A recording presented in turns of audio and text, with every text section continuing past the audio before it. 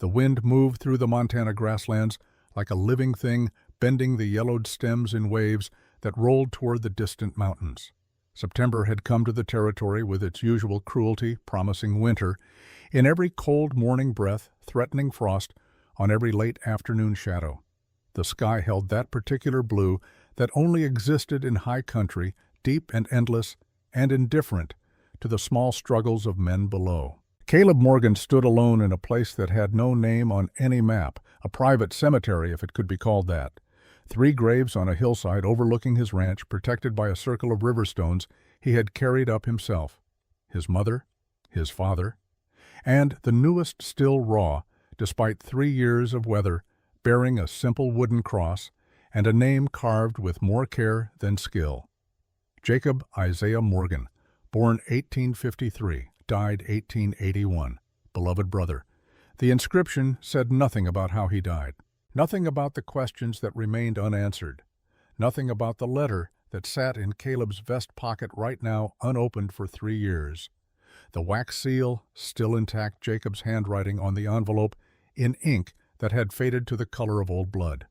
Caleb did not believe in ghosts, but standing here in the failing light, he could almost see his brother, 28 years old and laughing about something, probably something stupid, probably something that made no sense to anyone but himself. Jacob had always found humor in places where Caleb could find only work and worry. The wind picked up. Caleb pulled his coat tighter. He had not meant to come here today. Had been tracking an elk that had been hit by someone's poorly aimed shot, following the blood trail east into the foothills where his land stretched into wilderness that saw no human passage for months at a time. The elk had given him the slip somewhere around Widow Creek, and instead of heading home before dark, Caleb had kept walking. Walking until his feet brought him here to this hillside, to this grave, to this conversation he had been having with a dead man for 3 years. "Your turn to talk," Jake Caleb said to the wooden cross. "I have been doing all the talking for too damn long." The cross said nothing. Crosses never did. That was the problem with the dead. They kept their secrets better than the living ever could. Caleb reached into his vest pocket. His fingers found the letter, pulled it out. The envelope was soft now from being carried, the paper thin from being handled during moments like this, moments when Caleb almost convinced himself to break the seal. Jacob had given it to him the morning before the accident, had pressed it into Caleb's hand with an expression that Caleb had not understood then and understood even less now. "If something happens to me," Jacob had said, "read this." "Nothing is going to happen to you," Caleb had replied. "You are too stubborn to die." Jacob had smiled, that sad smile that Caleb would remember forever. "Just read it. Promise me." "I promise." But Caleb had not read it. Not when the sheriff came to tell him about the accident. Not when they buried Jacob on this hillside. Not in the 3 years since. Because reading the letter would make it real. Would force Caleb to accept that Jacob had known something was going to happen. Had prepared for his own death. And if Jacob had known then, it was not an accident. And if it was not an accident, then everything the sheriff said was a lie. And if everything was a lie, then Caleb had been living in a comfortable fiction for 3 years while his brother's murderers walked free. The wind shifted, brought a smell that did not belong. Wood smoke, old smoke, the cold ash smell of a campfire that had burned out hours ago. Caleb turned, scanning the tree line below. Nothing moved, but the smell was there, faint but distinct, coming from somewhere to the east. He looked back at Jacob's grave, at the letter in his hand, made a decision he had made 100 times before. "Not today, Jake. Not yet." Caleb put the letter back in his pocket, turned away from the grave, started down the hill toward the source of the smoke, following his instincts, the way he had learned to do during the war, when smelling smoke in the wrong place at the wrong time could mean the difference between living and dying. The sun was setting behind him, throwing his shadow long across the ground. Caleb did not look back. He had said everything there was to say to that grave, and the grave had said nothing in return. Same as always. The trees closed around him as he moved into the forest. Douglas fir and lodgepole pine thick enough to block the dying sunlight, old enough to make no sound as he passed. Caleb had walked these woods since boyhood, knew every game trail, every water source, every place where the land opened up or closed in. This part of his property saw no visitors, Too far from the ranch house. Too far from anything. A man could hide here for months and never be found if he knew what he was doing. The smoke smell grew stronger. Caleb slowed, moved more carefully, now placing each foot with deliberate silence. His hand went to the rifle he carried, not drawing it, but ready. In Montana territory, you did not approach another man's camp without announcing yourself. But something in Caleb's gut said this was not a prospector or a hunter. This was something else. He saw the signs before he saw the camp itself. A piece of cloth caught on a branch, faded blue cotton torn into a strip. Boot prints in the soft earth. Near a spring, small prints a woman's size or a child's. The ash remnants of a cook fire built in a hole to hide the flames. These were not the signs of someone passing through. These were the signs of someone hiding.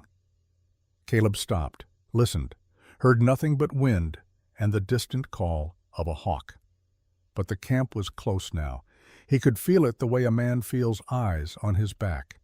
Then he heard the singing, soft, barely there. A woman's voice carrying a melody that hit Caleb in the chest like a fist. He knew that song. His mother had sung it, his grandmother before her. A lullaby in a language that was not quite English, not quite anything he could name, the words worn smooth by generations of mothers singing children to sleep. Caleb moved toward the sound, pushed through a stand of willows, stopped at the edge of a small clearing. The cabin was built against the hillside, half dug into the earth like an animal's den, the roof covered in sod and branches so that from above it would be invisible.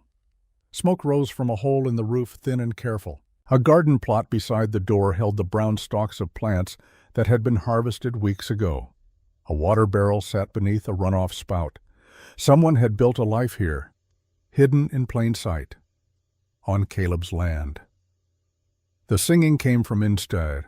The voice rose and fell with the melody, gentle and sad, and achingly familiar. Caleb's mother had sung him to sleep with that song, had told him it was a song about stars and rivers and the long road home. He stepped into the clearing. His boot broke a twig. The sound was small, but in the silence it might as well have been a gunshot.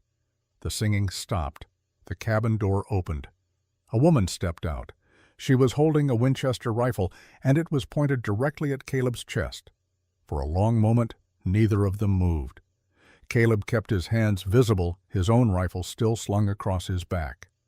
The woman stood in the doorway with the kind of stillness that comes from practice. Her face was half in shadow, but Caleb could see enough. 30-something, dark hair pulled back severe, eyes that measured him the way a prospector measures ore, looking for value or threat or both. "Turn around," the woman said. Her voice was steady. No fear in it, which told Caleb more than fear would have. She had been expecting this moment, had prepared for it. "And forget you saw this," she continued, "for your own good." Caleb did not turn around. He studied her instead. The way she held the rifle. Professional. Not a rancher's wife defending her property. Someone who had been trained. The set of her shoulders, tense but controlled. The placement of her feet. Ready to move fast if needed.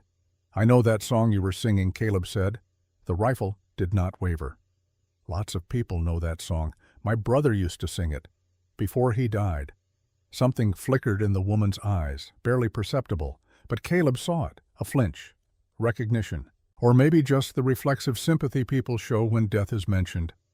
"I am sorry for your loss," the woman said. "Now leave." "How long have you been on my land?" The question seemed to surprise her. The rifle dipped half an inch, then came back up. "Long enough to know you are alone," she said. "Long enough to know you will not shoot a woman. And long enough to know I do not report squatters to the law." The woman's jaw tightened. "What do you want to know why you are so scared? And it is not me you are scared of." Silence. The wind moved through the clearing, stirring the dead garden plants. From inside the cabin came a small sound, and a child's cough quickly muffled. "You have a little one in there," Caleb said. "That is none of your concern. Everything on my land is my concern. But I am not interested in making trouble for a woman and child who built a home in a place nobody looks. I am interested in knowing who you are running from, because you are running. That much is clear." The woman stared at him. Caleb could see her mind working behind those eyes, calculating odds, weighing options, trying to decide if he was a threat or something else. "I am nobody," she said finally. "Just a woman who needs to be left alone." Caleb nodded slowly. "All right, you are nobody. I can accept that.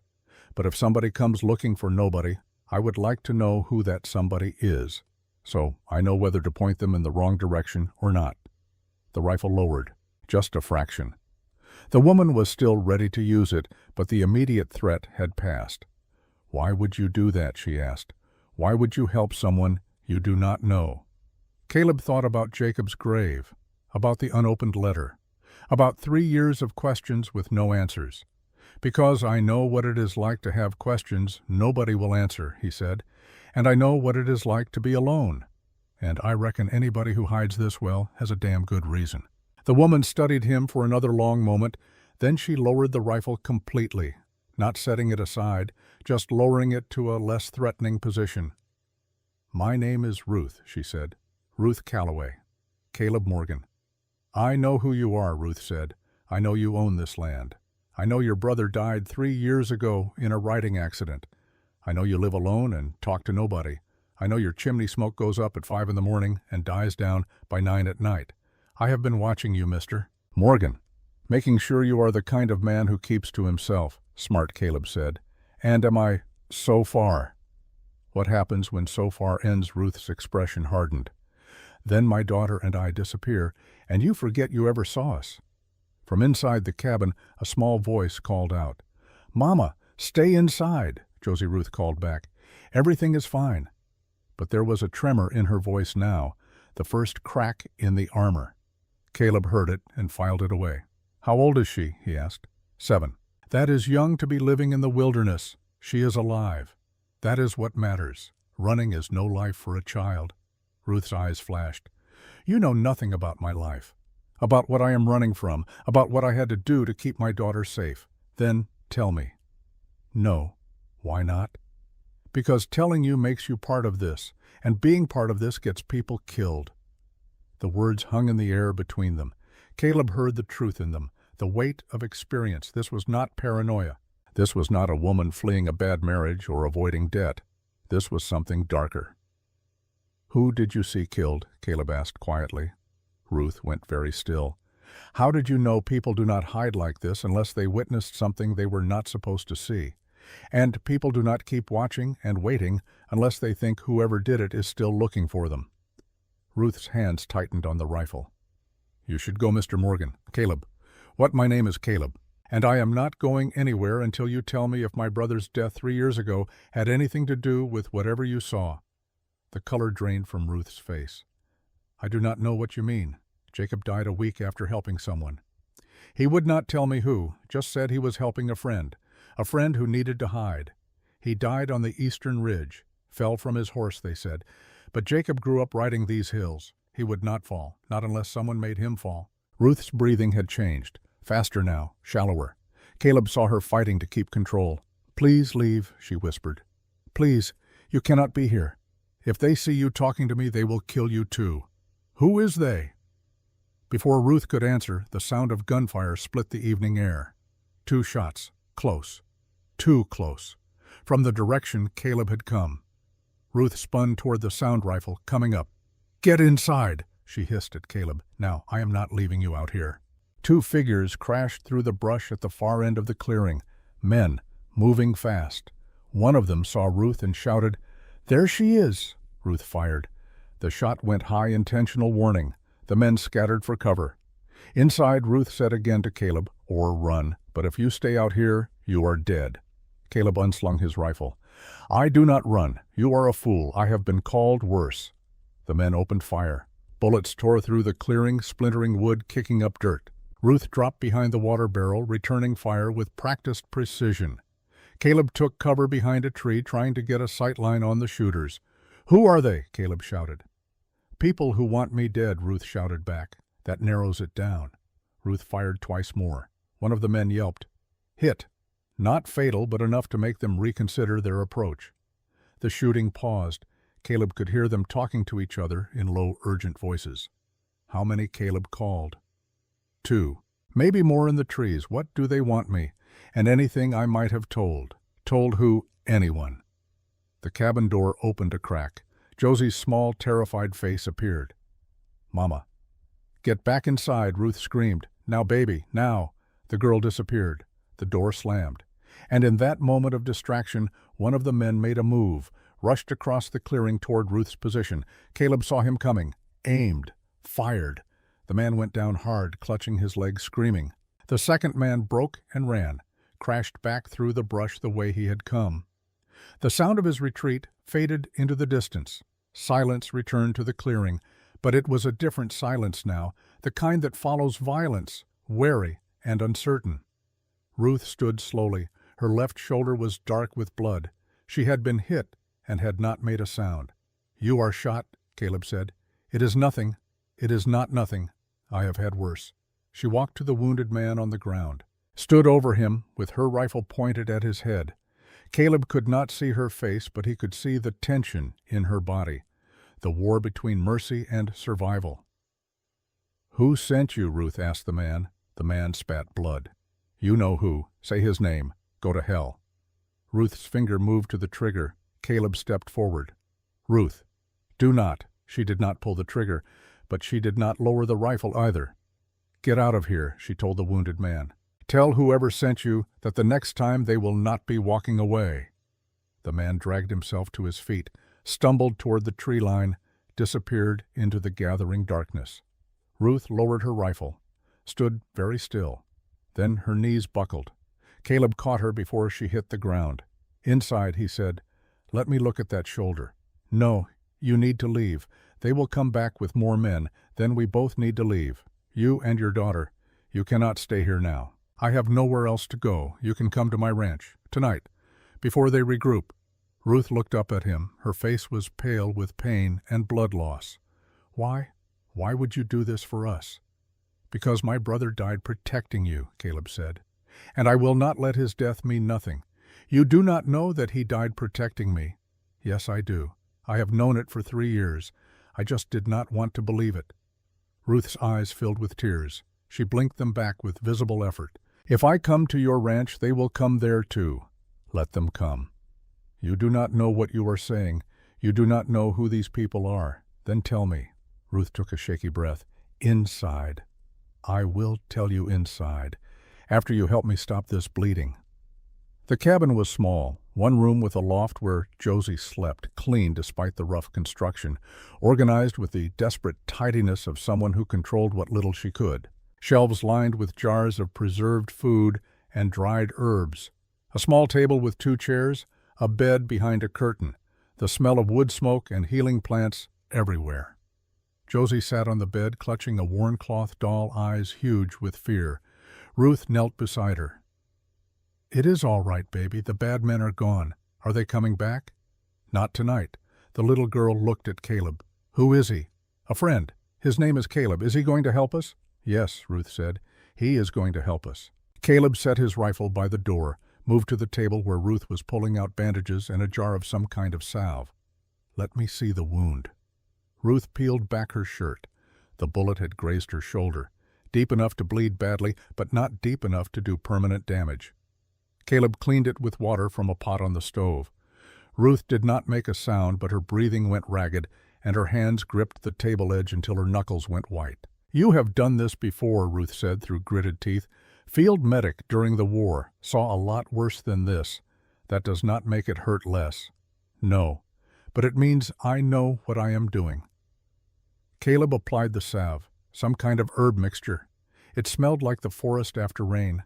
Then he bandaged the wound with strips of clean cloth Ruth handed him. His hands were steady. They had always been steady when it mattered. When he finished, Ruth leaned back against the wall, exhausted. Her face was gray, but her eyes were clear. "Thank you," she said.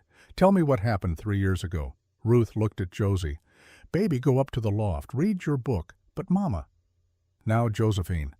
The little girl climbed the ladder to the loft. Caleb heard her moving around up there, settling in. The sounds of a child trying to be brave when everything was terrifying. Ruth stood, walked to a loose board in the floor, pried it up, pulled out a leather journal wrapped in oilcloth, set it on the table. "This is what they want," she said. "This is why they killed 12 men. This is why they killed your brother. This is why they will kill me and my daughter if they find us." Caleb looked at the journal. "What is it, evidence? Proof of the biggest theft in Montana Territory history. Proof of murder. Proof of conspiracy that reaches all the way to Helena." Ruth sat down heavily, opened the journal. The pages were filled with neat handwriting, numbers, dates, names.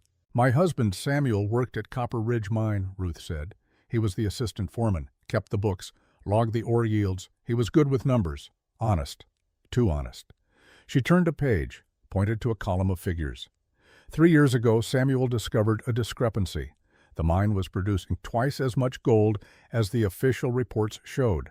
Someone was skimming, not small amounts, millions of dollars over 2 years. Who? Ruth turned more pages, showed Caleb a list of names. Thomas Whitfield, Frank Harlan, Judge Callahan, and at the top, Senator Clayton Ashford. Caleb stared at the names. "These are powerful men. These are murderers," Ruth said. Samuel confronted Whitfield, told him he was going to report it. Whitfield promised to fix it, said it was just accounting errors, promised bonuses for Samuel and the other men if they kept quiet while he straightened things out. And a week later, the mine collapsed. All 12 men on the night shift trapped inside. "Killed instantly," they said. "Tragic accident. Cave in." Ruth's voice had gone flat. The same tone people use when recounting trauma when emotion would break them. "But I was there that night," she continued. "I brought Samuel dinner. I do not usually. But it was his birthday. I wanted to surprise him." She stopped, swallowed hard. "I was outside the mine entrance when I heard the argument. Samuel and Whitfield. Samuel was shouting about the books, about going to the territorial marshal. Whitfield was calm, too calm. He said Samuel was making a mistake, that mistakes had consequences." Ruth's hands were shaking now. She pressed them flat against the table. Then Whitfield gave an order, "Seal it," and I watched. I watched 6 men set dynamite at the mine entrance, not inside where a collapse would happen, outside.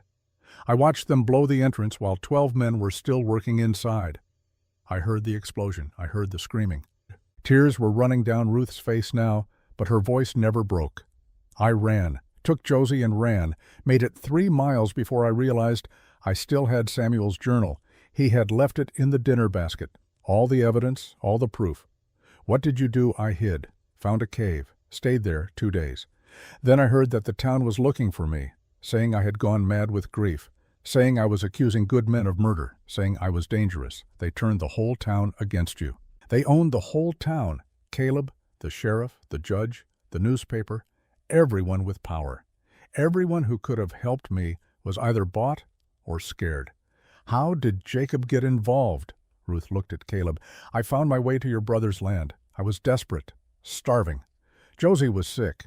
I did not know what else to do. Jacob found us near Widow Creek, brought us food, medicine, helped me build this cabin." "Did he know about the journal?" Ruth nodded. "I told him everything. He said he would help me get to someone who could be trusted, someone outside Stillwater. He was working on a plan, and then he died. Yes, 1 week after I told him. Fell from his horse, they said. But I know better. I know they killed him for helping me." Caleb stood, walked to the door, looked out at the darkness. His mind was reeling, but his body was calm. The same cold clarity he had felt during the war when men were shooting at him and decisions had to be made fast. "They know you are here now," he said. "Yes, they will come back. Yes, then we leave tonight. Pack what you need. You and Josie come to my ranch. For how long? As long as it takes." As long as what takes, Caleb turned to face her. "To finish what my brother started. To get that journal to someone who can use it. To make sure those men pay for what they did." Ruth shook her head. "You do not know what you are saying. These people have killed 13 men already. They will not hesitate to kill one more rancher who gets in their way. I am not just one more rancher. I am the brother of a murdered man, and I am done pretending his death was an accident." Caleb crossed to the table, looked down at the journal, at Samuel's careful handwriting, at the names of men who thought they were untouchable. "My brother left me a letter," Caleb said. 3 years ago. I have never opened it. I have been too afraid of what it might say. But I think I know now. I think he knew they would kill him, and I think he wanted me to finish what he could not." Ruth reached out, put her hand on Caleb's arm. "I cannot ask you to do this. You are not asking. I am choosing. They will kill you, maybe, but they already killed my brother, and they are trying to kill you, and I am tired of good people dying while evil men walk free." Silence filled the cabin. The fire in the stove crackled. Above them, Josie had gone quiet, probably listening, probably hearing every word. Ruth stood. "All right, we will come with you, but only because staying here will get us killed. Not because I think you can win against these people." "I do not need to win," Caleb said. "I just need to survive long enough to get that journal to someone who can. And who is that someone I do not know yet? But I will figure it out." Ruth looked at him for a long moment. Then she nodded, started gathering things, clothes, food. The journal went back into the oilcloth and into a pack she slung over her good shoulder.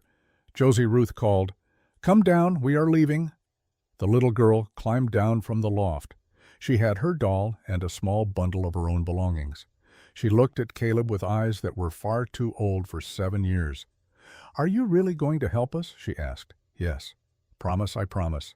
Mama says promises from strangers are just pretty lies. Then I reckon I will have to stop being a stranger." Josie studied him. Then she held out her hand. Caleb shook it, small fingers in his large, rough palm, a handshake like a contract. They left the cabin as darkness fell, complete. Ruth took one last look at the place that had been home for 3 years.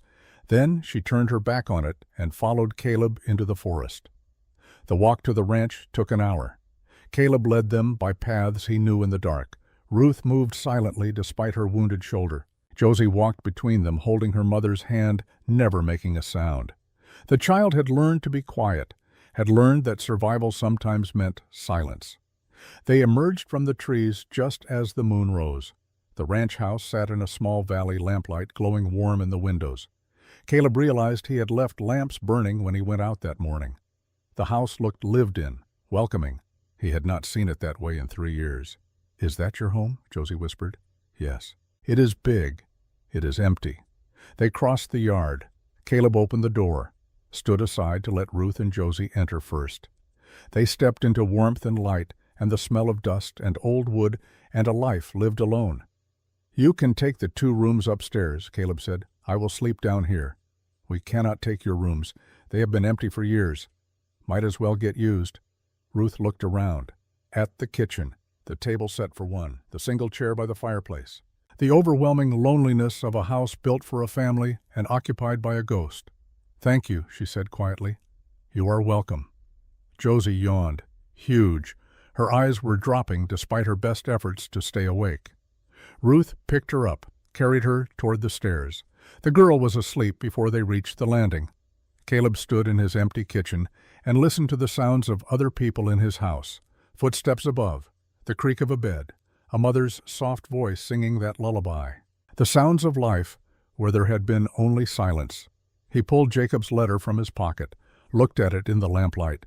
The seal was still intact, the paper still soft from being carried. "Not tonight," Caleb said, "but soon." He set the letter on the table, went to the window, looked out at the darkness. Somewhere out there, men were planning, plotting, coming for Ruth and the journal and anyone who tried to help her. Let them come, Caleb thought. Let them come and find out what happens when they try to kill everyone a man has left to care about. He was still standing at the window when the sound of horses reached him. 2 riders, coming fast up the road from town. Caleb moved to the door, hand on his rifle, waiting. The riders pulled up in front of the house. Caleb recognized Deputy Frank Harlan immediately.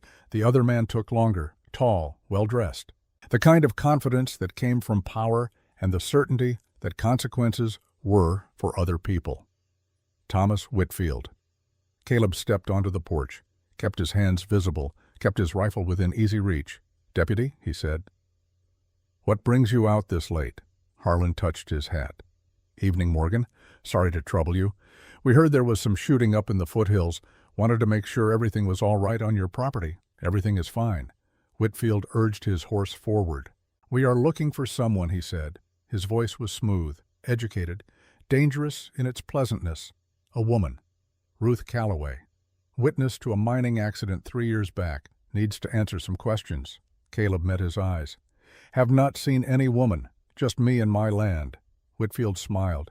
It did not reach his eyes. Funny. Your brother Jacob said the same thing 3 years ago, right before his accident. The words hung in the air. A threat, a confession, a challenge. Caleb's hand moved toward his rifle. Harlan's hand went to his sidearm. For a moment, violence balanced on a knife edge. Then Whitfield raised a hand. Easy, gentlemen. We are all civilized men here. No need for unpleasantness. He turned his horse, looked back at Caleb. If you do see Mrs. Calloway, Mr. Morgan, you tell her we just want to talk. Clear up some misunderstandings. No trouble, no harm. And if I do not see her, then I reckon we will keep looking, and we will find her eventually. We always do. Whitfield rode off. Harlan hesitated, looked at Caleb with something that might have been sympathy or warning or both. Be careful, Morgan Harlan said quietly. Some battles are not worth fighting. Then he followed Whitfield into the darkness. Caleb stood on his porch and watched them disappear. Behind him, he heard the soft creak of a floorboard. Turned to see Ruth standing in the doorway. She had heard everything. They know I am here, she said. They suspect. That is enough for them. Then we move fast. Tomorrow I ride to Porter McBride. He lost a brother in that mine. He will help. Ruth shook her head. You still think people can be trusted? Some people can, and when you find out you are wrong, then I will have been wrong. But I would rather be wrong trusting people than right trusting nobody. Ruth looked at him, really looked at him, seeing past the quiet rancher to something else underneath. Something that maybe she recognized because she carried it too. The stubborn refusal to let evil win just because it was easier. Your brother was like you, she said, gentle, until he needed to be hard. Caleb thought about that. About Jacob singing that lullaby, about Jacob helping a desperate woman and her child, about Jacob dying because he chose kindness over safety. Yeah, Caleb said. I reckon he was. They killed him for it. I know. They will kill you too, probably. Ruth turned to go back inside, paused at the door. Caleb, yeah. When this is over, if we survive, remind me to tell you that you are a good man. When this is over, you can tell me yourself. She went inside. Caleb stayed on the porch a while longer. The night was cold and getting colder. Winter was coming, and with it, a reckoning 3 years in the making. He reached into his pocket, pulled out Jacob's letter one more time, looked at it in the moonlight. Tomorrow, Jake, he said. Tomorrow I read it, and then we finish this together. The letter went back into his pocket. Caleb went inside, locked the door, checked his rifles, loaded fresh ammunition, prepared for a war he had been avoiding since the day they put his brother in the ground. Upstairs, Ruth sang her daughter to sleep with that old lullaby. The sound drifted through the house, filled the empty spaces, made the silence a little less lonely. And for the first time in 3 years, Caleb Morgan went to bed in a house that felt like a home instead of a tomb. Morning came to the Montana ranch with the kind of light that made everything look clean and new, even things that were broken. Caleb woke to the smell of coffee, which stopped him cold because he had not smelled coffee made by someone else in 3 years. For a moment, lying in his bed with dawn breaking through the window, he thought maybe he had dreamed the whole night. The gunfight, the woman and child, the visit from Whitfield. Then he heard footsteps upstairs, a child's voice asking a question, a mother's soft answer. Real. All of it real. Caleb rose and dressed, went downstairs to find Ruth at his stove making breakfast with the careful movements of someone favoring a wounded shoulder. Josie sat at the table legs, swinging, reading from a book that looked older than she was. Morning, Caleb said. Ruth turned. There was a moment of awkwardness, the kind that comes when strangers wake up in the same house and have to navigate the strange intimacy of morning routines. I made coffee, Ruth said. Hope you do not mind. Mind, I have been drinking my own coffee for 3 years. This smells like heaven. It is just coffee. No, ma'am. Coffee made by someone else is never just coffee. Josie looked up from her book. Papa used to say that. He said Mama's coffee was the only reason he got out of bed in the morning. The words hung there. Papa. Past tense. A whole life compressed into memory. Your papa was a smart man, Caleb said. Mama says he was the best man she ever knew. He was, Ruth said quietly. She poured coffee into 3 cups, brought them to the table. They sat together, the 3 of them, in a silence that was comfortable, despite being new. Caleb drank his coffee. It was good, better than good. The kind of good that comes from practice and care and the small grace of someone who knows how to make ordinary things matter. "What is your plan?" Ruth asked. "Ride to town, talk to Porter McBride, see what he knows, see if he will help, and if he will not. Then I find someone who will." Ruth set down her cup. "You are walking into danger. I walked into danger the moment I found your cabin. You could still walk away, take us to the next county, leave us there, go back to your life." Caleb looked at Josie, watching him with those measuring, careful eyes, the way children measure adults when trust is a luxury they cannot afford. "No, ma'am," Caleb said. "I could not." "Why not?" "Because walking away is what good men do when they are afraid, and I have been afraid long enough." He stood, put on his coat, checked his rifle. Ruth watched him with an expression he could not read. "Be careful," she said. "Always am. Liar, maybe. But I am your liar now." Something passed between them, not spoken, just there. The beginning of something that neither of them was ready to name. Caleb rode out as the sun cleared the eastern mountains. The road to Stillwater was 8 miles of rutted dirt that wound through grassland and scattered stands of timber. He knew every bend, every creek crossing, every place where the road opened up to views that could break your heart with their beauty. This was his land, his home, and he was about to put it all at risk for a woman he had known less than 12 hours. Jacob would have done the same thing. That thought sat in Caleb's mind like a stone. Jacob had done the same thing, and Jacob was dead for it. Caleb reached into his vest pocket. His fingers found the letter, still sealed, still carried, still unread. He pulled his horse to a stop in the middle of the road, sat there in the morning quiet with the letter in his hand. 3 years of avoiding this moment. 3 years of pretending he did not need to know. 3 years of letting fear make his decisions. Caleb broke the seal. The wax crumbled under his thumb. The paper unfolded with the soft crackle of old parchment.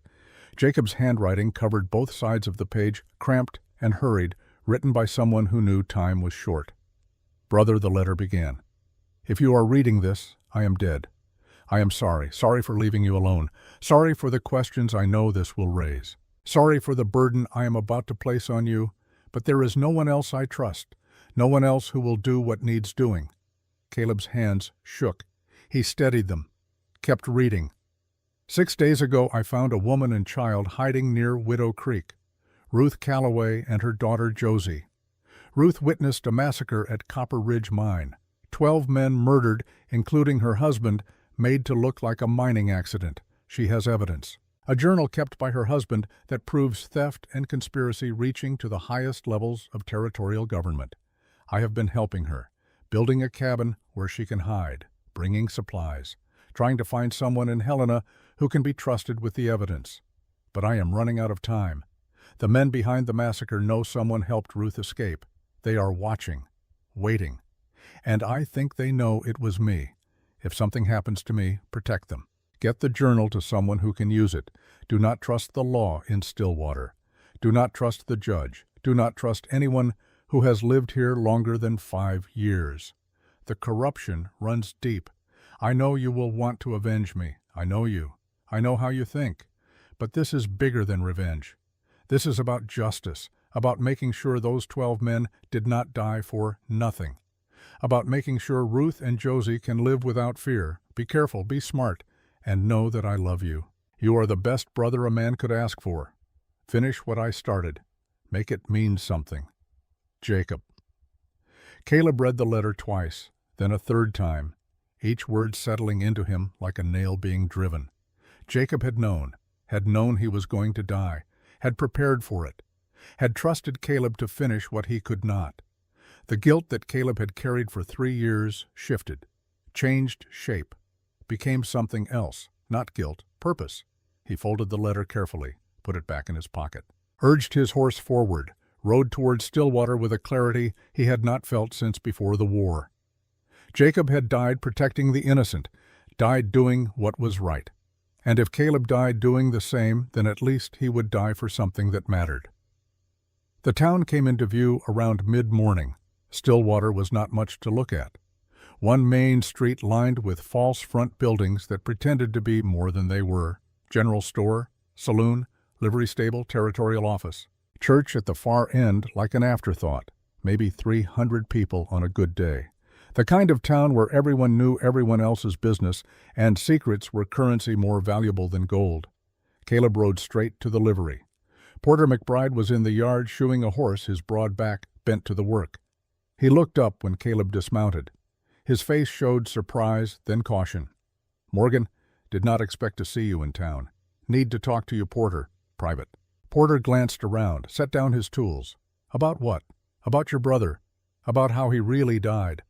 Porter's expression went carefully blank. "My brother died in a mining accident 3 years ago. Whole town knows that.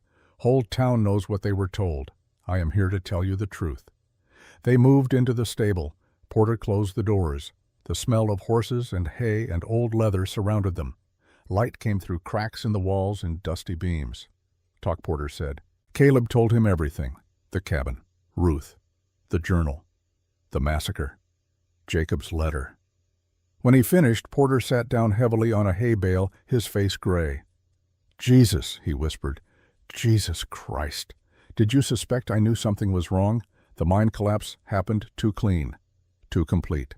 No survivors, no bodies recovered. The company sealed the entrance within 3 days, said it was too dangerous to dig them out. My brother and 11 other men left in there like they were nothing. Did you question it? I tried. Went to Deputy Harlan. He said there would be an investigation. There never was. Went to Judge Callahan. He said these things happen. Went to the territorial office. They said case closed." Porter looked up at Caleb with eyes that held 3 years of buried rage. "I knew. In my gut, I knew. But I had no proof, no witnesses, nothing but a feeling that would not go away." And then Ruth Calloway disappeared, and the town said she had gone mad with grief. Said she was making accusations she could not prove. I wanted to believe her. God, I wanted to. But everyone said she was crazy. Everyone said leave it alone. She was not crazy. She was right. "And they killed your brother for helping her?" "Yes." Porter stood, paced the length of the stable. His hands opened and closed like he was fighting an invisible enemy. "What do you need?" he asked. "Names. Anyone else in town who might have suspected. Anyone who lost someone in that mine and never believed the official story. There are a few, families mostly. Keep to themselves now, afraid to speak up. Can you reach them quietly? I can try. What are you planning?" "I do not know yet, but I need people I can trust. People who want the truth more than they fear the consequences." Porter nodded slowly. "Give me 2 days. I will talk to people, see who is willing to stand. 2 days might be too long. Whitfield knows Ruth is at my ranch. He will move soon. Then we move sooner. Tonight. I know a place we can meet. Old church on the edge of town. Abandoned for years. Nobody goes there. What time? Midnight. I will bring whoever I can." Caleb extended his hand. Porter took it. The handshake of men making a pact that might get them killed. "One more thing," Caleb said. "You have a spare rifle I can borrow. Planning a war. Planning to survive one." Porter went to a locked cabinet, pulled out a Winchester, handed it to Caleb with a box of ammunition. "This was my brother's. He would want you to have it." Caleb took the rifle, felt the weight of it, the responsibility. "I will bring it back. Just make sure you bring yourself back too." Caleb left the stable through the back door. Did not want to be seen in town longer than necessary. He was halfway to his horse when a woman's voice stopped him. "Mr. Morgan?" He turned. A woman stood in the shadow of the building, 50-something, well-dressed. The kind of woman who carried authority like other women carried parasols. Virginia Prescott, the mayor's wife, the woman Ruth had described as the most dangerous person in Stillwater. "Mrs. Prescott?" She moved closer. Her face was drawn, tired, like someone who had not slept well in a very long time. "I need to speak with you, alone." "I am afraid I do not have time for conversation, ma'am. This is not conversation. This is a warning, and possibly a plea." Caleb studied her, looking for the trap, the angle, finding instead something unexpected, desperation. "All right, talk." Virginia glanced around, made sure they were alone. When she spoke, her voice was low, urgent. I know Ruth Calloway is at your ranch.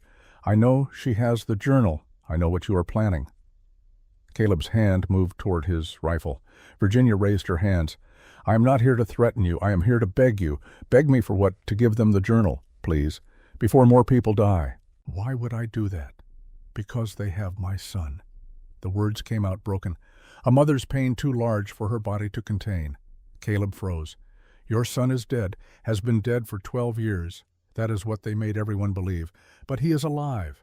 They have been holding him all this time, moving him from place to place, keeping him alive as leverage, as insurance, as my chain." Virginia's voice cracked. She steadied it with visible effort. "My son Michael was a mine engineer. He worked at Copper Ridge. He discovered the theft before Samuel Calloway did. Tried to report it. Whitfield and Ashford took him. Told me he would die if I did not do exactly what they said. So I did. For 12 years I have done everything they asked. Turned the town against Ruth. Filed petitions. Spread lies. Destroyed lives. All to keep my son alive. Why are you telling me this? Because they want the journal, and they will trade my son for it. One life for evidence that might not even be enough to convict them. That is the deal. And you want me to take it. I want you to understand what you are risking. They will kill everyone you care about, everyone who helps you. Your ranch will burn. Ruth will die. Her daughter will die. You will die. All for justice that might never come." Virginia's eyes were wet, but no tears fell. "Is it worth it?" she asked. "Is justice worth all those lives?" Caleb thought about Jacob, about the 12 miners, about Ruth walking 3 miles in the dark with bleeding feet and a terrified child, about all the people who had already died for the truth. "Yes," he said, "it is worth it. Because if we let evil win because we are afraid, then we have already lost everything that matters. Even if an innocent boy dies, he is not a boy anymore. He is a man, and he has been living in hell for 12 years. You think he wants to be the reason more people suffer. You think he wants his mother destroying innocent lives to save his. You do not understand. I understand that hard choices are hard for a reason. And I understand that sometimes the only way to stop evil is to stand against it even when the cost is too high." Virginia looked at him, really looked at him, seeing something she had not expected. "You are like your brother," she said. "He said the same thing. You knew Jacob? He came to me, weeks before he died, asked me to help Ruth. I refused. I was afraid. And a week later he was dead. I have carried that guilt every day since." She reached into her coat, pulled out a folded paper, handed it to Caleb. "This is where they are keeping Michael, or where they were keeping him 6 months ago. I do not know if he is still there. I do not know if he is even still alive. But if you can save him, if you can end this, then maybe I can stop being the monster I have become. Why give this to me? Because I am tired of being afraid, tired of hurting people to protect one person, tired of living in a prison built from my own cowardice." Virginia turned to leave, stopped. "They are planning something. Whitfield and Ashford. I heard them talking. They are sending someone. Not just hired guns. Someone professional. Someone who does not fail. When soon. Maybe tonight. Maybe tomorrow. But soon." She walked away, disappeared into the morning foot traffic, left Caleb standing there with a map to a kidnapped man and the knowledge that time was running out faster than he thought. He rode back to the ranch at a gallop, found Ruth in the kitchen teaching Josie arithmetic with beans and a slate. They both looked up when he burst through the door. "What happened?" Ruth asked. "Everything," Caleb said. "And it is worse than we thought." He told them about Porter, about the midnight meeting, about Virginia. When he mentioned Michael Prescott, Ruth went pale. She has a son alive. Virginia said they have been holding him 12 years. My God, she must have been in hell. She was. And she has been making everyone else suffer to stay there. Josie had stopped pretending to do arithmetic, was listening with the intensity of a child who knows adult conversations sometimes determine whether you live or die. "Mama," she said quietly, "what does this mean?" "It means things are about to get dangerous, baby. More dangerous than the cabin." Ruth pulled her daughter close. "Yes, much more dangerous." Caleb went to the window, looked out at his land, his ranch, the place Jacob had built with their father, the place that had been home for 36 years. "We need to prepare," he said. "They are sending someone, a professional." Virginia said, "He does not fail." "Then we do not give him a chance to try." Ruth stood. Her shoulder was still bandaged, but she moved with purpose. "What do you need me to do? Can you shoot? I killed a man last night." "I can shoot." Caleb pulled out Jacob's rifle, the one Porter had given him, handed it to Ruth. "This was my brother's. He would want you to have it." Ruth took the rifle, held it with the familiarity of someone who had held guns before, who had learned survival the hard way. "Thank you. We should fortify the house, board the windows, set up positions. Make it hard for anyone to get in." They spent the afternoon preparing for war. Caleb moved furniture, created barricades, set rifles at strategic windows. Ruth helped where she could, her wounded shoulder limiting but not stopping her. Josie watched from the corner, her doll clutched tight, understanding in her own way that the world was about to become violent again. As the sun started to set, Caleb made a decision. "I need to go to that meeting tonight. Talk to Porter and whoever he brings. We need allies. You cannot leave us here alone. You will not be alone. You have rifles. You have the high ground. You know how to defend a position." Ruth shook her head. "If they come while you are gone, and it is just me and Josie, we are dead. Then we hope they do not come." "But I need those allies, Ruth. We cannot fight this alone." They stared at each other. Two people trying to make impossible choices with no good options. "Go," Ruth said finally. Ruth said, "But if you are not back by dawn, I take Josie and run. Fair enough? And Caleb?" "Yeah, come back, please. I will do my best." "That is not a promise." "No, ma'am, it is not, because promises can be broken, and I would rather give you truth than comfort." Ruth almost smiled. "Your brother said something similar once. Did he now?" He said truth without hope was cruelty. But hope without truth was lying. And he would rather be cruel than a liar. Sounds like Jake. Josie came over, tugged on Caleb's sleeve. "Yes, little one. Will you really come back?" Caleb knelt down to her level, looked her in the eyes. "I am going to try very hard. But if I do not, I need you to promise me something. What you take care of your mama, you be brave. You remember that none of this is your fault. And you remember that there are good people in the world. People worth trusting, even when everything seems dark." Josie nodded solemnly. "I promise. Good girl." He stood. Ruth walked him to the door. They stood there in the threshold, neither quite sure what to say. "Be careful," Ruth said. "You too, Caleb." "Yeah, thank you, for everything. For not turning us away, for believing me, for finishing what your brother started. You can thank me when this is over. If we survive. When we survive." He rode out into the gathering dark, left Ruth and Josie in his house with rifles and prayers, and the desperate hope that morning would find them all still alive. The abandoned church sat at the edge of Stillwater like a forgotten promise. White paint peeling, roof sagging, windows broken. A place where faith had lived once and died slowly from neglect. Caleb arrived just before midnight, tied his horse in the trees, approached on foot, rifle ready. Every instinct screaming that this could be a trap. Porter was waiting in stateside, and he had brought others. 8 people total sitting in the ruined pews. Caleb recognized some of them. Families of the miners, townspeople who had kept their suspicions quiet for 3 years. Porter made introductions. Clara Henderson, whose husband died in the mine. Thomas Yates, whose son was killed. Margaret Boyle, who had lost a brother. Each one with their own grief, their own reason for risking everything. Porter told us what you know, Clara said. About Ruth, about the journal, about the murders. "I am sorry for your losses," Caleb said. "Sorry it has taken this long for the truth to come out."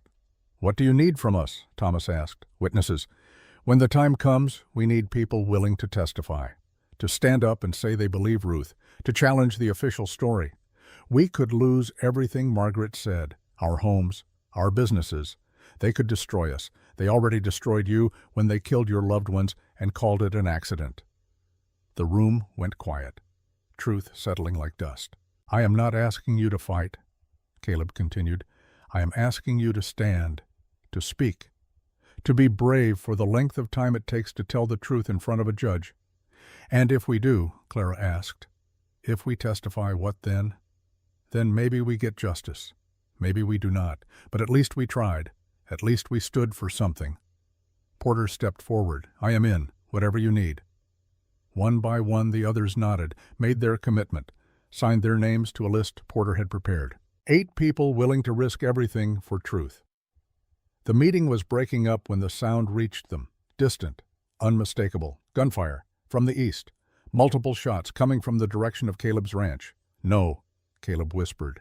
He ran, did not wait, did not explain. Just ran for his horse, and road like hell itself was chasing him. 8 miles of dark road covered at a gallop that would kill the horse if it did not kill him first. The ranch came into view as flames lit the night sky. The barn was burning, shots echoed across the valley. Caleb could see muzzle flashes from the house. Ruth was still fighting. He rode straight into the yard, dismounted while the horse was still moving, dove behind the water trough as bullets kicked up dirt around him. There were 5 men, no 6, spreading out, using the burning barn for cover, professional, coordinated. This was not hired thugs. This was what Virginia had warned about. Caleb fired, caught one man in the shoulder. The man went down. The others scattered, found new cover, returned fire with a discipline that spoke of military training. The house door opened. Ruth appeared. Rifle up, shot twice. Both shots found marks. 2 more men down. How many? Caleb shouted. 6, maybe 7. They came from the west, set the barn on fire to draw us out. Where is Josie? Inside, under the bed. She knows to stay quiet. Another volley of shots. Glass shattered. Wood splintered. The men were closing in, using fire and darkness and superior numbers to overwhelm. Caleb moved, rolled left, came up behind a wagon, fired again, forcing them back, buying seconds. Ruth matched his rhythm, shooting from different angles, making the attackers think there were more defenders than 2. But the men kept coming, professional, relentless. And Caleb realized with growing horror that they were not trying to kill him and Ruth, they were hurting them, driving them toward the house, trapping them inside so they could burn it the way they burned the barn. "We need to fall back," Caleb shouted. "We fall back and they trap us. We stay out here and they kill us." A new voice cut through the gunfire. Cold, accented, European. Enough. The shooting stopped. A man stepped into the firelight, tall, lean, dressed in black, unarmed except for a pistol at his hip. He moved with the casual confidence of someone who had killed so many times that death held no drama. The Prussian. That was what Virginia had called him. The professional who does not fail. "You are Caleb Morgan," the man said. It was not a question. Caleb stood slowly, rifle aimed at the Prussian's chest. "And you are irrelevant. I am here for the woman and the journal. Give them to me and you live. Refuse and everyone dies. The choice is simple. No choice is that simple." The Prussian smiled. It did not reach his eyes. "You are right. The choice is actually simpler than I stated. Give me what I want or watch the child die first. Then the woman. Then you," slowly. "I have methods. They are not pleasant." Caleb's blood went ice cold. "Touch that child and I will kill you." Bold words from a man surrounded by my associates. "Your associates are bleeding. Mine are coming." The Prussian glanced at his men. 3 down, 3 still standing. Not the numbers he had expected. "Impressive," the Prussian said, "but insufficient. You cannot win this. Maybe not. But I can make you earn it." The Prussian drew his pistol, faster than Caleb had ever seen anyone move. But Ruth was faster. She fired from the house. The bullet took the Prussian in the chest. He looked down at the wound, almost surprised. Then he looked at Ruth. "Well," he said, "that was unexpected." He fell, did not get up. The remaining 3 men looked at their fallen leader, looked at each other, broke and ran, disappeared into the darkness. The sound of their retreat faded into silence. Caleb stood in his burning barnyard with the smell of blood and smoke thick in the air. Ruth came out of the house, rifle still smoking. Her face was pale, but her hands were steady. "Is he dead?" she asked. Caleb checked. "Yes." "Good." Josie appeared in the doorway, tears streaming but silent. The child who had learned to cry without sound. Ruth dropped her rifle and ran to her daughter, scooped her up, held her so tight the girl gasped. "I am sorry," Ruth whispered into red hair. "I am so sorry, baby. I am so sorry you had to see this. Is it over, Mama?" "No, not yet." Caleb surveyed the damage. Barn destroyed. House shot full of holes. 3 dead men in his yard. Evidence of a massacre that would bring questions he could not answer. "We cannot stay here," he said. "I know. We need to move. Tonight. Before they send more, where I do not know, but somewhere they will not expect. Somewhere we can make a stand." Ruth set Josie down, wiped her daughter's tears, looked at Caleb with an expression that held too many emotions to separate. "You saved us. We saved each other." The barn collapsed with a roar of timber and sparks. Orange light bathed the ranch yard. Caleb's home of 36 years burning like a funeral pyre. "Jacob's watch was in the barn," Caleb said quietly. "The one thing I had left of him. Gone. I am sorry. Do not be. Maybe it is time I stopped carrying the past, Caleb." "Yeah, why are you doing this? Really? Not the noble reasons. Not because of your brother." Why Caleb thought about that. About truth. About Ruth's request for honesty over comfort. "Because I have been dead for 3 years," he said, "walking through my life like a ghost. And you and Josie made me remember what it feels like to be alive. And I would rather die protecting that than live without it." Ruth held his gaze. Then she crossed the space between them, stood on tiptoes, kissed his cheek. "Thank you," she whispered. "For what?" "For being the kind of man my daughter can trust. The kind my husband would have wanted me to find." She stepped back, turned to Josie. "Pack your things, baby. We are leaving. Where are we going? Somewhere safe, I hope." They spent an hour salvaging what they could. Food, ammunition, clothes, the journal, everything else left to burn. As dawn broke over the mountains, they rode out. 3 people and 2 horses, leaving behind a ranch that would never be home again, riding toward a confrontation that would end with justice or death or something in between. Caleb took one last look at his burning barn, at Jacob's grave on the hillside, at the life he had built and lost and was losing again. "Finish this, Jake," he said to the smoke and ash. "Help me finish this." Then he turned his horse toward the rising sun and rode toward whatever came next. Behind them the barn collapsed completely. The house stood damaged but not destroyed. A monument to survival, a testament to the price of standing against evil. And in the ruins, Porter McBride found them 2 hours later. Brought news that would change everything. "Senator Ashford is coming to Stillwater," Porter said. 3 days from now. Public appearance. Speech in the town square. He does not know you have the journal, does not know Virginia gave you Michael's location. He thinks everything is under control." Caleb looked at Ruth. Ruth looked at Caleb, the same thought occurring to both of them simultaneously. "We do not run," Ruth said. "We end this." "How?" "By giving him exactly what he wants. A public confrontation. The journal. The truth. All of it. In front of witnesses he cannot silence. That is insane, probably. But so is everything else we have done." Caleb thought about Porter's list. 8 witnesses willing to testify. Thought about Virginia's confession. Thought about the journal. Thought about 3 years of silence and hiding and letting evil win because fighting seemed impossible.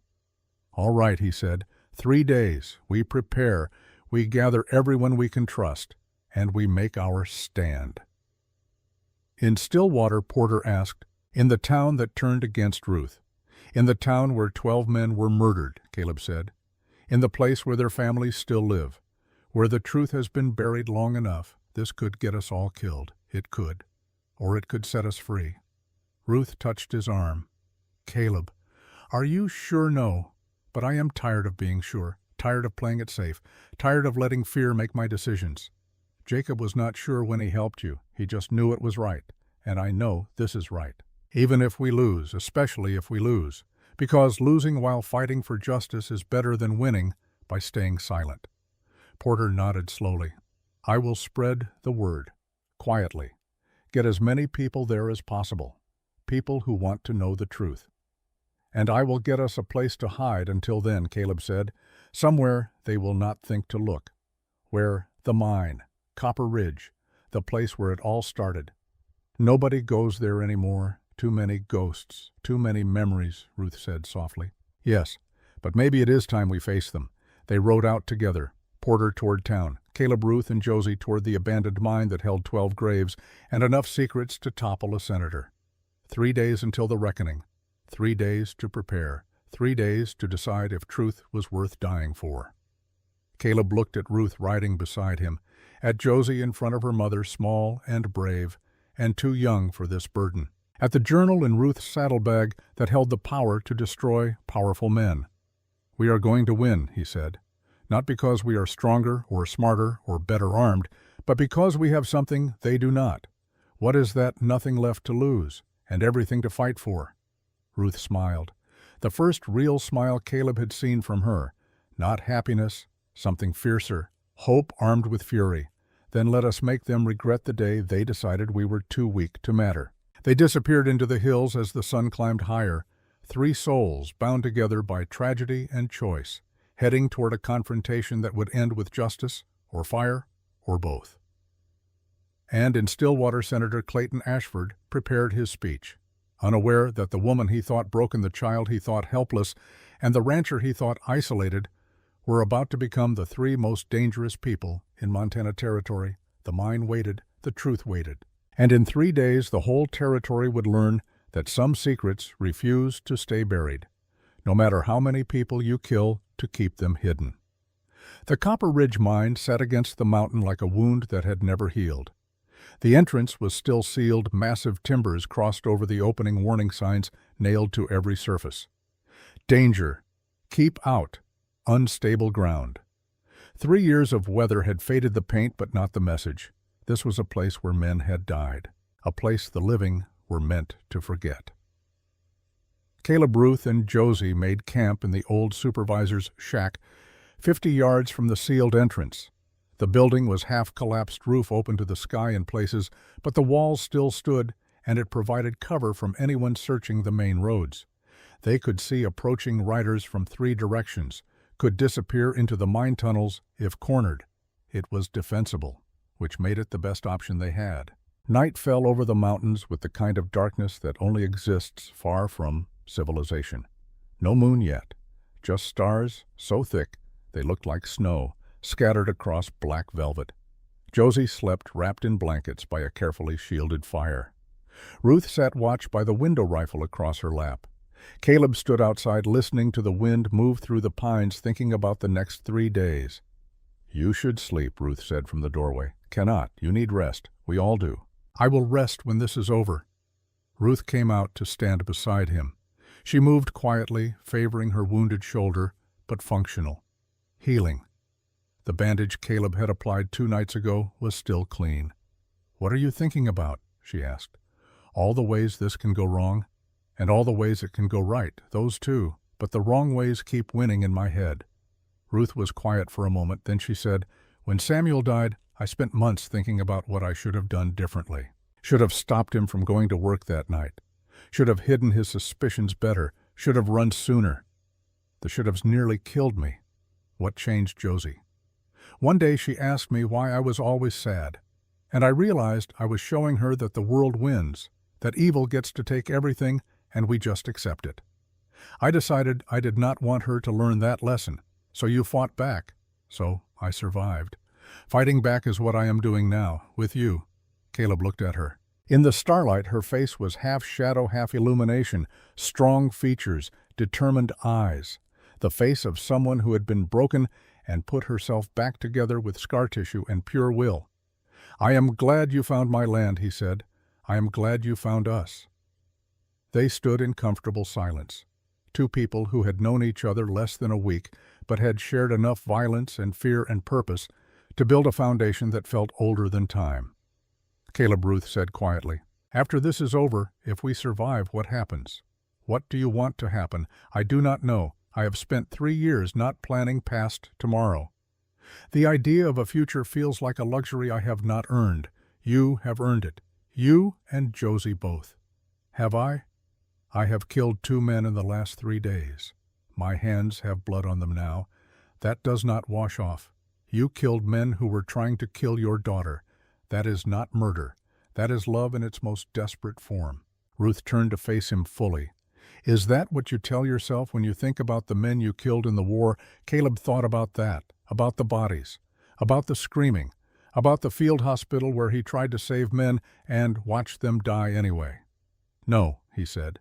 I tell myself that some violence is necessary. That does not make it good, does not make it clean, just necessary. And we live with the weight of it because the alternative is worse. What is the alternative? Letting evil win because we are too afraid to get our hands dirty. Ruth nodded slowly. Then I can live with dirty hands. So can I. She reached out, took his hand, held it for 3 heartbeats, then let go and went back inside to sit watch over her sleeping daughter. Caleb stayed outside a while longer, thinking about futures and pasts and the strange way life changes when you least expect it. A week ago he was a man counting days of silence. Tonight he was a man preparing for war. The transformation had been so fast it felt unreal. But the weight of Jacob's letter in his pocket was real. The journal in Ruth's pack was real. The 12 dead men in the sealed mine behind him were real. And the confrontation coming in 3 days would be the most real thing of all. Dawn came cold and clear. Caleb woke to find Ruth already up boiling coffee over a small fire, Josie reading her book in the morning light. The domestic normality of the scene contrasted sharply with their situation, a family having breakfast in the shadow of a mass grave while planning to confront a senator. Porter arrived mid-morning with news and supplies. He rode up alone, leading a pack horse loaded with food and ammunition. "Anyone follow you?" Caleb asked. "Number 1. I was careful. Took the logging roads. Doubled back twice. We are clear. What is the word in town? Ashford is definitely coming. Day after tomorrow. Making a big show of it. Speech in the square. Meeting with business owners. The whole performance. Does he know we are planning something? If he does, he is not showing it. Whitfield has been quiet. Harlan has been asking questions about you, but carefully. They know something is wrong, but they do not know what. And the witnesses." Porter pulled out a list. Caleb scanned it. Names. 15 of them now, more than the original 8. "They are willing to stand?" Caleb asked. "They are willing to listen. I told them there would be evidence presented. Told them the truth about the mine. Some believed me right away. Others needed convincing. But they will come to the square when Ashford speaks." What about Virginia? Porter's expression darkened. "She came to see me last night, late, alone. She looked like she had not slept in days. What did she want to give you this?" Porter handed over a sealed envelope. Caleb opened it. Inside was a map, detailed, marking a location in Nevada, an abandoned silver mine near Virginia City. Coordinates, landmarks, guard positions. "This is where they are holding Michael?" Ruth asked. "According to Virginia, yes. She got the information from Whitfield's private papers, copied it while he was drunk. Can we trust it?" Porter shrugged. "Can we trust anything Virginia Prescott gives us? She has been lying for 12 years. But her hands were shaking when she handed me that envelope. And she said something strange. What? She said, tell Morgan that some cages are invisible, and the only way to break free is to unlock them from the inside. What does that mean? I think it means she is done being afraid, done protecting herself at the cost of everyone else. She is choosing to stand." Ruth looked at the map. "If we go after Michael, we leave Stillwater, miss the confrontation with Ashford." "We do not all go," Caleb said. "I go. You stay. You are the witness, the one who saw the massacre. You are the one who needs to face Ashford. You cannot go alone. It is a 3-day ride to Nevada. You would miss everything." "Not if I ride hard. Not if I take the mountain passes. That is suicide territory in late September. The weather could turn. You could get trapped. Better trapped than letting an innocent man die because we were too focused on revenge. This is not revenge. This is justice. The two are closer than we like to admit." Ruth and Caleb stared at each other, the argument building. But before it could erupt, Josie spoke up from her corner. "Mama, let him go." Both adults turned to look at the child. "Baby, this does not concern you," Ruth said. "Yes, it does. You always say the right thing is the right thing, even when it is hard. Saving that man is the right thing. We do not even know if he is still alive. Then Mr. Caleb will find out. And if he is alive, Mr. Caleb will save him, because that is what good people do." "Out of the mouths of babes," Porter said quietly. Caleb knelt beside Josie, looked into those watchful, knowing eyes. "You are a wise little girl. I am 7, almost 8. That is not little. You are right. I apologize. You are a wise young woman. Josie smiled. It transformed her face, made her look her age for the first time since Caleb had met her. "Come back safe," she said. "Mama needs you. I will do my best. And if you cannot come back safe, come back anyway. We will fix you." "Deal." Caleb stood, looked at Ruth. She was blinking hard, fighting tears she would not let fall. "I leave within the hour," Caleb said to Porter. "You stay with Ruth and Josie. Keep them hidden. Keep them safe." Ruth stepped closer. "We need to move fast. They will come looking after tonight's attack." "I know." Caleb looked at the map Virginia had provided. "Nevada. 3 hard days' ride if I push through the mountain passes. You cannot go alone." "I have to. You need to stay here. You are the witness, the one who saw the massacre. Porter can hide you and Josie until I return. And if you do not return in time, then you stand without me. You tell the truth. You finish this." Ruth's jaw tightened. "When does Ashford arrive?" 6 days from now," Porter said. "They are building a platform in the square. Big public speech. Half the territory will be there." Caleb calculated distances in his head. 2 days to reach Nevada through the mountain passes, 1 day to find and extract Michael, 2 days back if I ride hard and the weather holds, 5 days total. I will be cutting it close, but I can make it. Close is not certain. Nothing about this is certain. But if I can bring Michael Prescott home, if I can break Virginia free from their hold, we gain an ally. Maybe the ally we need most. Porter nodded slowly. "And if the weather turns, if you get trapped in the passes, then Ruth tells the truth without me, and you make sure everyone listens. Where do I hide them once Ashford arrives? He will have men searching everywhere. The mine. Take them inside. Past the sealed entrance, there are still tunnels, deep enough that no one will find them, dark enough that you can defend a single choke point. You want me to take a woman and child into a tomb, I want you to keep them alive. Use whatever tools you have." Porter nodded slowly. "All right. But you better get back. This whole plan falls apart without you. Then I will get back." Caleb turned to Ruth, tried to find words for everything he needed to say, found none adequate. "Keep her safe," Ruth said. "Not Josie, not herself. The person Caleb was writing to save. I will. And Caleb, come back, please. Not for me, for her. She has already lost one father. She cannot lose another. I am not her father. You are the closest thing she has. Do not make her bury you too." Caleb wanted to promise, wanted to give Ruth the certainty she craved. But he had learned that false promises were crueler than hard truths. "I will come back if I can," he said. "And if I cannot, you finish this without me. You stand in that square and you show Ashford and everyone else that you will not be silenced. Promise me that, I promise." They stood close, not touching, but the space between them charged with everything unsaid. All the words that had no time, all the feelings that had no place in the middle of a war. Then Caleb turned and walked to his horse before he could change his mind. He rode out, heading southwest. The mountain passes were treacherous this time of year, early snow possible, ice on the high trails, but they would cut 2 days off the journey if he survived them. The first day was brutal. Caleb pushed his horse hard, switched to a fresh mount at a way station, kept moving through country that grew rougher with every mile. The mountains rose around him. Pine gave way to spruce, gave way to bare rock. The air thinned. His breath came harder. Night caught him at elevation. Caleb made cold camp. No fire, just jerky and water and the sound of wind screaming through peaks that had been standing when the world was young. He thought about Ruth, about Josie reading by firelight, about Jacob's grave on the hillside, about all the choices that had led him here, alone on a mountain, riding toward a rescue that might already be too late. Sleep came in fragments.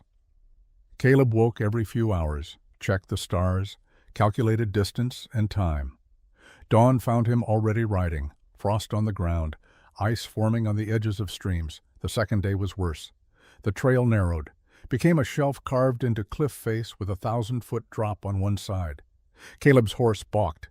He dismounted, led the animal by hand, inch by inch, across rock that crumbled under their weight. One misstep would send them both into the void.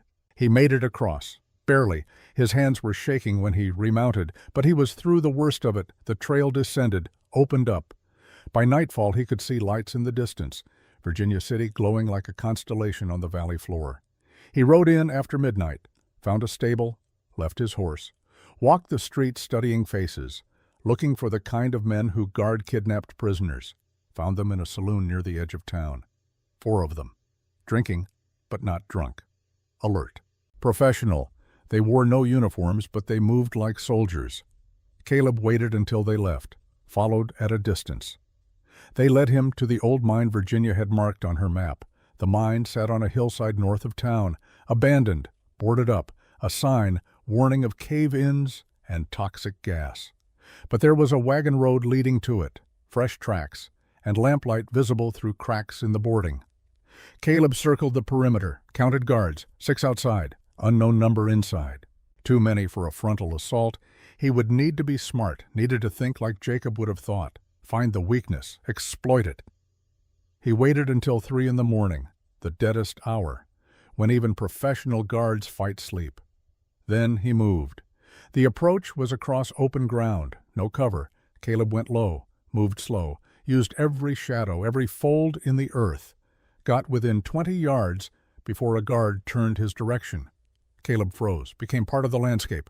The guard stared right at him. Caleb did not breathe, did not blink, became stone. The guard looked away, lit a cigarette, turned his back. Caleb moved again, reached the mine wall, slid along it to a window, peered inside. The mine interior had been converted to a makeshift prison, one large room, bars across a section, and behind those bars, a man. Michael Prescott looked nothing like Caleb expected.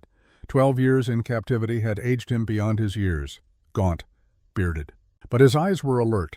He sat on a cot reading a book by lamplight, a prisoner who had learned to stay sane through routine. Caleb tapped the glass, soft. Michael's head snapped up. Their eyes met. Caleb put a finger to his lips. Michael nodded, understanding instantly. Caleb made hand signals. You, wait. I return. Michael signaled back. Guards, 6 outside, 3 inside. 9 total. Long odds. But Caleb had faced worse during the war. Barely. He withdrew, circled back to where he had left his horse, retrieved a rope, a knife, matches, returned to the mine under cover of pre-dawn darkness. The eastern sky was starting to lighten. Caleb was out of time. He had to move now or abort. He chose to move. Fire was the oldest weapon, the simplest. Caleb soaked a rag in lamp oil from his saddlebag, stuffed it under the guard shack, set it alight, withdrew. The flames caught fast, spread. Within minutes, the shack was blazing. Guards shouted, ran for water, forgot their posts.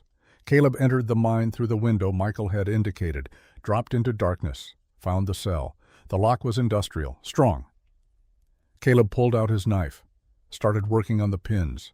Behind him, footsteps, a guard returning. Caleb abandoned the lock, turned. The guard saw him, reached for his weapon. Caleb moved first, crossed the distance in 3 strides, struck hard. The guard went down, did not get up. More footsteps. Multiple guards converging. Caleb grabbed the fallen guard's keys, tried them in the lock. 3rd key worked. The cell door swung open. Michael stood, moved like a man who had forgotten how to run. Caleb grabbed his arm. They ran together, out through the window, across the yard while guards fought the fire. A shout behind them. They had been spotted. Bullets kicked up dirt. Caleb and Michael dove behind a wagon, returned fire. Caleb had 2 rounds left, made them count, bought seconds.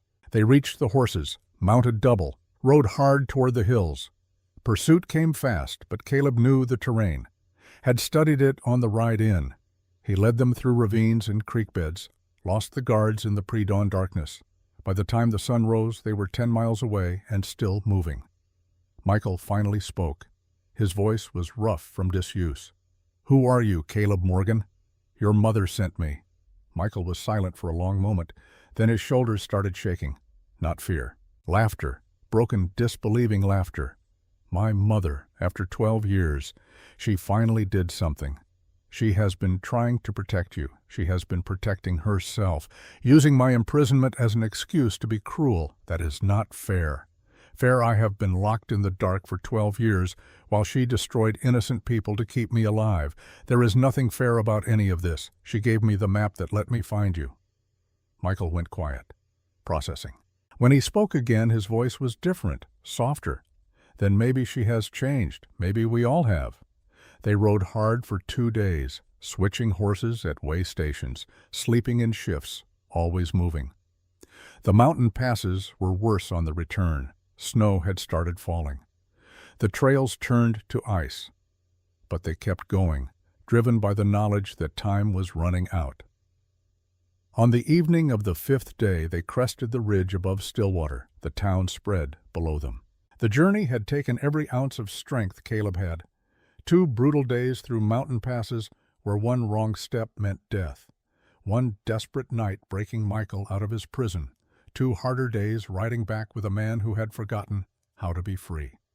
Lights burning, and in the square a platform had been erected. Tomorrow. Ashford's speech was tomorrow. Tomorrow, Michael said, staring at the platform being built in the square below. They are moving faster than you thought. Then so do we.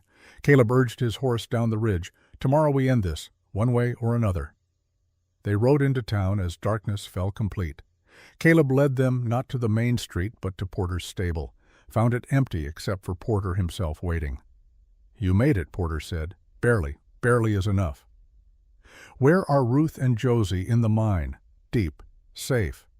They have food and water for 3 days. And the witnesses gathered. Nervous, but gathered. 15 families ready to stand when you give the word. Tomorrow, Caleb said. We end this tomorrow. Michael had dismounted, was staring at the town with an expression that held 12 years of captivity and rage. This is Stillwater, yes.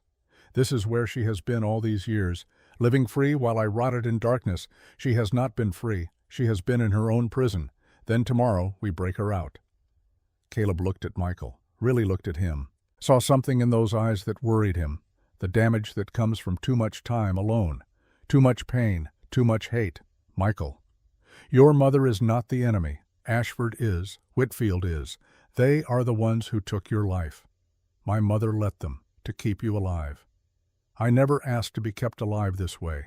I would rather have died than become the excuse for her cruelty, and tomorrow you can tell her that. Face to face. Free man to free woman. Michael nodded slowly. All right. Tomorrow. They spent the night in Porter's stable. Caleb tried to sleep. Could not.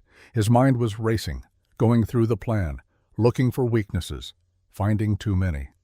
At midnight he gave up on sleep, went outside, found Porter smoking a pipe in the shadows. Tell me the truth, Caleb said. What are our chances of surviving?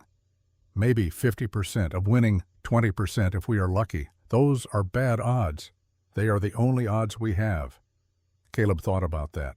About Ruth and Josie hiding in the mine, about Michael sleeping fitfully in the stable, about Jacob's grave and the 12 dead miners and all the lives destroyed by powerful men who thought they were untouchable. Then we make our own luck, Caleb said. How? By being too stubborn to lose. Porter laughed, quiet, tired. That might just be enough. Morning came bright and cold. Ashford's speech was scheduled for noon. The town square started filling by 10. Merchants closed their shops to attend. Families came in from outlying ranches. By 11, the square was packed with maybe 200 people. The largest gathering Stillwater had seen in years. Caleb watched from the roof of the general store, Ruth beside him, Michael on her other side. Josie stayed hidden in the mine with Porter standing guard, the safest place for her until this was over. Below them, the platform stood empty, waiting. Behind it, Caleb could see Whitfield and Harlan, Judge Callahan, the corrupt foundation of Stillwater's power structure, and walking toward the platform surrounded by guards, Senator Clayton Ashford himself. He looked exactly like power always looks, well-dressed, confident, untouchable. He climbed the platform steps, waved to the crowd. They cheered. Most of them did not know what he really was. Most of them still believed the comfortable lies. Ashford began his speech, standard political rhetoric, promises of prosperity, thank yous for support, words designed to make people feel part of something larger while changing nothing. Caleb waited. Let Ashford talk. Let him build false confidence. Let him think this was just another campaign stop. Then Caleb stood, stepped to the edge of the roof. His voice cut through Ashford's speech. Senator, I have a question. The crowd turned. Ashford stopped mid-sentence, shaded his eyes, looking for the source of the interruption. "Who is speaking?" Ashford called. "Caleb Morgan, owner of the Morgan Ranch, brother of Jacob Morgan, who died 3 years ago in a riding accident. I am sorry for your loss, Mr. Morgan. Perhaps we can discuss it after my speech. We discuss it now, in front of everyone, because my brother's death was not an accident. It was murder." The crowd went still. That electric silence that precedes either violence or revelation. "That is a serious accusation," Ashford said, his voice still calm but edge creeping in. "Not as serious as what I am about to say next." Caleb pulled out the journal, held it high where everyone could see.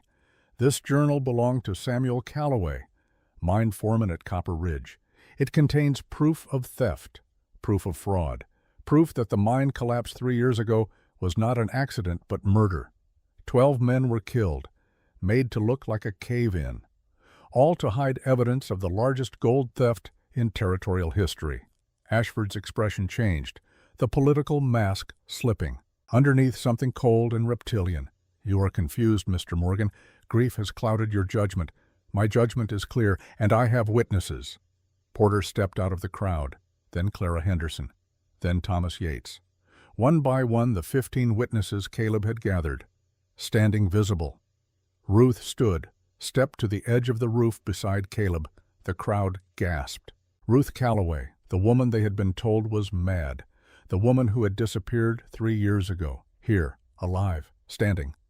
"I am the witness," Ruth said. Her voice carried across the square, strong, certain. "I saw them set the charges. I watched them seal the mine. I heard the explosion. I heard my husband die. And I have been hiding ever since because these men wanted me dead for knowing the truth." She pointed at Whitfield, at Harlan, at Callahan. "These men are murderers." And the man standing on that platform, Senator Clayton Ashford, ordered every single death. Ashford's guards moved toward the building. Caleb raised his rifle. Ruth raised hers. Michael appeared on a third roof, also armed. "Stay back," Caleb called, "unless you want this to get bloody." The guards stopped, uncertain, looking to Ashford for orders. "This is absurd," Ashford said. "The ravings of a disturbed woman and a grieving brother. I will not dignify it with a response." "Then let the journal speak." Caleb threw the journal down to the crowd. Porter caught it, began reading aloud.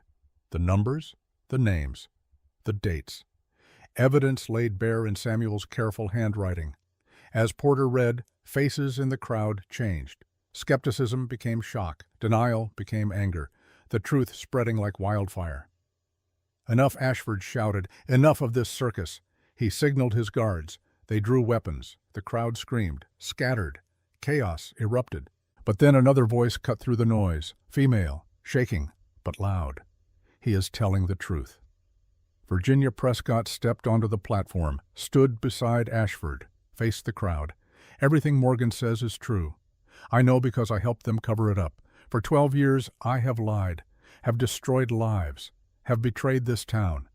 Her voice broke, but she kept going.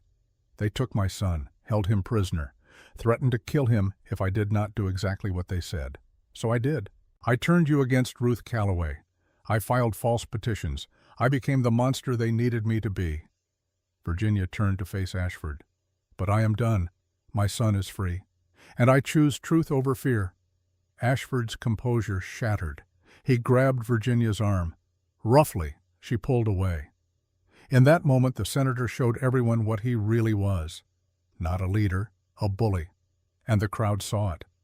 Someone shouted from the back, "My brother died in that mine." Another voice, "My husband," but more voices, building. A wave of anger that had been suppressed for 3 years, finally breaking free. Ashford backed away from the edge of the platform. His guards closed around him, forming a barrier. "This is over," Caleb called. "Surrender. Face justice. It is your only option." "I do not surrender," Ashford said, "and I do not take orders from ranchers." He pulled a pistol, aimed at Virginia, the woman who had just betrayed him. Time slowed. Caleb raised his rifle. Ruth raised hers. Michael aimed from his rooftop. 3 guns, 1 target, 3 shots fired simultaneously. Ashford went down. The pistol fell from his hand. He clutched his chest, blood spreading. His guards scattered. no loyalty to a dying master. The square erupted. Some people ran. Others surged forward, toward the platform, toward the journal, toward truth they had been denied. Territorial rangers appeared, riding in from where they had been stationed at the edge of town. The young ranger Nettie Dawson's fiancé had contacted based on Porter's information. They had been waiting, listening, gathering evidence. Now they moved. Arresting Whitfield, arresting Harlan, arresting Judge Callahan, reading charges that had been prepared based on the journal's contents. Caleb climbed down from the roof, Ruth beside him. They pushed through the crowd, found Virginia kneeling on the platform. Ashford was still alive, barely, gurgling, dying. "Where is my son?" Virginia asked. "Is he safe?" "He is safe," Caleb said. "And he is free." Virginia closed her eyes. Tears streamed down her face. "Thank you for giving me back the only thing that mattered." Ashford's breathing stopped. The senator who had thought himself untouchable died on a public platform, surrounded by the people he had betrayed. Justice delivered. Not clean, not pretty, but real. The aftermath took hours, statements given, evidence cataloged. The Rangers took custody of the journal, promised a full investigation, promised trials for everyone involved. As the sun set, Caleb and Ruth walked to the mine, found Porter with Josie. The little girl ran to her mother. Ruth caught her, held her, whispered things only a mother and daughter need to share. "Is it over?" Josie asked. "Yes, baby, it is over. Can we go home now?" Ruth looked at Caleb. "Where is home?" "I was thinking we could rebuild the ranch," Caleb said. "Together, if you want," Ruth smiled. Oh, the first genuine, unguarded smile he had ever seen from her. "I would like that." Michael appeared from the shadows. Virginia was with him. They stood awkward. 12 years of pain between them, but they were together. Alive, free. Mama, Michael said. "My boy." They embraced. Not the reunion of a perfect family, but the beginning of healing. The first step on a long road. The trials took months. Whitfield was convicted. Life imprisonment. Harlan turned state's evidence. Reduced sentence. 10 years. Judge Callahan fled.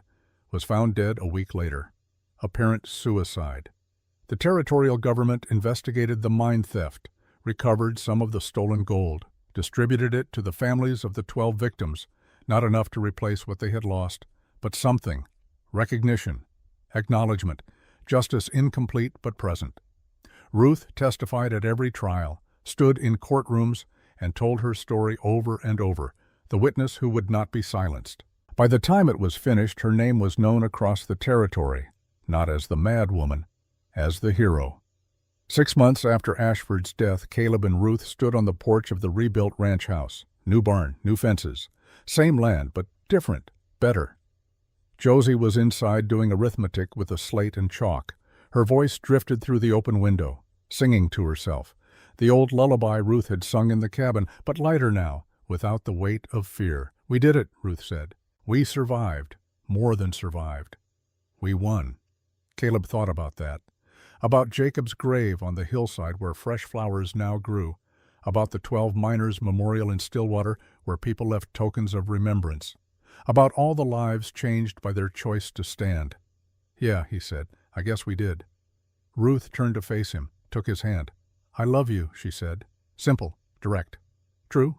Caleb felt something in his chest crack open, a place that had been locked since Jacob died. Since the war. Since he had learned that caring about people meant losing them. "I love you too." They kissed, long and slow. Two people who had found each other in the worst circumstances and chosen to build something good from the wreckage. When they pulled apart, Ruth was smiling. "Marry me," she said. "I thought I was supposed to ask that. You took too long." "Fair enough. Yes, I will marry you tomorrow. And they did. Small ceremony, Porter as witness. Virginia and Michael attending. Josie as flower girl wearing a dress Virginia had sewn. The same church where the confrontation had happened. But cleansed now, made holy again by love instead of violence. The preacher spoke words about commitment and covenant, about two becoming one, about building futures on foundations of trust. Caleb barely heard it. He was watching Ruth, the way the light caught her hair, the way her hands held his, strong, certain, no fear, no hesitation. I now pronounce you husband and wife." They kissed. The small crowd cheered. Josie threw flower petals. And in that moment, standing in a church in a town that had tried to destroy them, Caleb felt something he had not felt in years: peace. The reception was held at the ranch. Food and music and dancing. People from town came, the families of the 12 miners, Porter, Nettie, and her ranger. Others who had found the courage to stand. As the sun set, Caleb found himself at Jacob's grave. Ruth found him there. "He would have liked her," Caleb said. Ruth nodded. "Jacob saved my life, gave me hope when I had none. I wish I could have thanked him. You are thanking him by living, by being happy. That is what he would have wanted." Caleb pulled out Jacob's letter, the one he had finally read. He had carried it every day since. But now, standing here with Ruth beside him and a future ahead, instead of just a past, he made a decision. He dug a small hole at the base of the grave marker, placed the letter inside, covered it with earth. "Rest now, Jake," he said. "I finished it. We finished it. You can rest." Ruth took his hand. They stood together in the twilight, two people who had been broken by the same conspiracy, who had healed each other, who had fought back and won. "Ready to go home?" Ruth asked. "Yes, but not yet." "Why not?" "Because I want to stand here with you a little longer, want to feel what this feels like." "What does it feel like, Free?" They stood in the gathering dark. On a hillside in Montana Territory where the dead slept and the living learned to breathe again. Where justice had been served and love had been found, and the future stretched out bright and uncertain and full of promise. Below them, the ranch house glowed with lamplight. Josie visible in the window, reading her book, safe, happy, loved. "Let us go home," Caleb said. And they did, walking down the hill, hand in hand, toward light and warmth and the sound of a child's laughter, toward a life they had earned through courage and pain, and the stubborn refusal to let evil win. Behind them, the wind moved through the grass. Stars appeared. The mountains stood eternal. And somewhere in the darkness, the ghost of Jacob Morgan smiled and finally let go. The witness had spoken. The truth had won. And 3 broken people had become a family. The end was really a beginning, and that was enough.